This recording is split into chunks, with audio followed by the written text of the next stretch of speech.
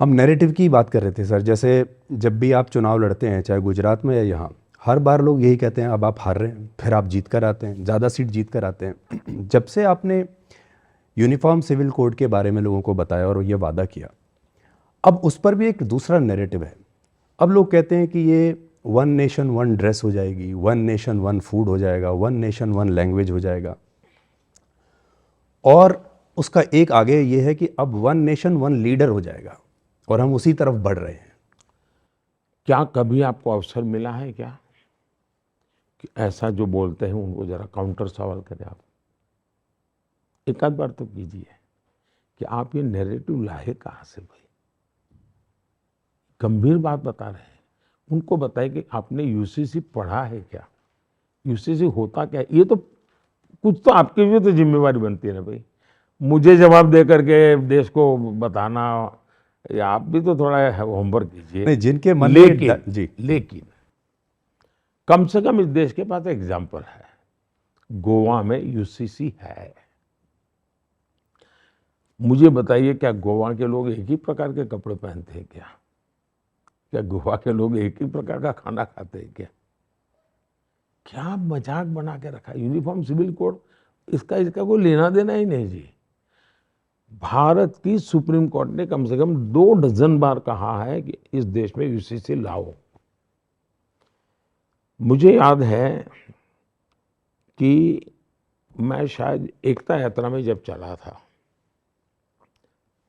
कन्याकुमारी से कश्मीर जा रहा था, और महाराष्ट्र में शायद औरंगाबाद मोस्ट प्रोबेबली हमारा जो रथ का शाम का जो कार्यक्रम था, उसमें चिली का कोई बाजार है शायद, मिर्च का, और डॉक्टर जोशी जी को उसकी एलर्जी है, तो वो एकदम से बीमार हो गए, यानी बड़ी हालत ख़राब हो गई उनकी।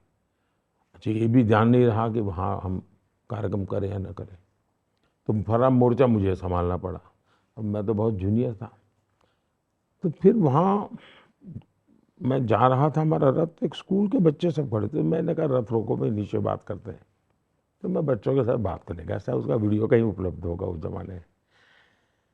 मैंने बच्चों को कहा, भाई बताओ भाई, आपके परिवार में 5 लोग हैं, बड़े भाई के लिए आपके माता पिता एक नियम कानून रखते हैं, दूसरे भाई के लिए दूसरा नियम कानून रखते हैं, तीसरे के लिए तीसरा, तो आपका परिवार चलेगा क्या? सब बच्चे नहीं नहीं, ऐसा कैसे चल सकता है? नहीं, मैंने कहा भाई ऐसा देश तो कहता है क्या है? साहब दया ने 10 सवाल पूछे दिए, उन बच्चों ने कहा यूनिफॉर्म सिविल कोड होना चाहिए, और ये 8वीं 9वीं के बच्चे थे। जो मेरे देश के महाराष्ट्र के टियर 2 टियर 3 सिटी के बच्चे समझते हैं, वो देश के नेता नहीं समझते हैं, तब मेरे मन में सवाल उठता है जी। ये झूठे नैरेटिव, और नैरेटिव कोई इंसान नहीं चलाता है।